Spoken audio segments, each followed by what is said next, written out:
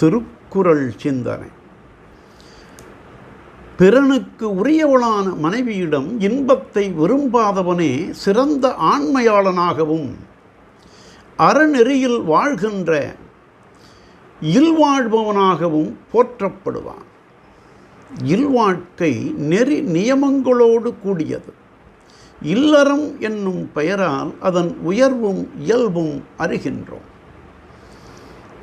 பிறன் மனைவியை எவன் விரும்புகின்றானோ அவனுடைய மனை வாழ்க்கை பிழைபட்டு அடியோடு அழிந்து போக நேரிடும். தான் பிறன்மனை நயந்து நின்றால் தன் மனைவி பிறனை நயக்க நேரிடும், அல்லது பிறன் அவளை நயந்து வருவான். அப்படி வந்தால் இருவருடைய இல்வாழ்க்கையும் அடியோடு அழிந்து இழிவடைய நேரிடும்.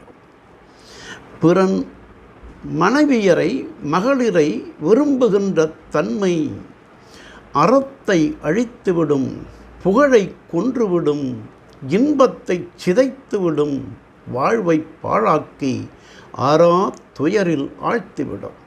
ஆகவே தான் மணந்த இனிய மனைவியோடு புனிதமாக வாழ்வதே புண்ணிய வாழ்வாகும் என்றும், சிறந்த அறநெறியாளர்கள் அயர்ந்தும் கூட பிற மகளிரின் பெண்மையை விரும்பார் என்றும் தெய்வப்புலவர் பிறனில் விழையாமை அதிகாரத்தில் அறனியலான் இல்வாழ்வான் என்பான், பிறனியலால் பெண்மை நயவாதவன் என்றார். நாளையும் சிந்திப்போம்.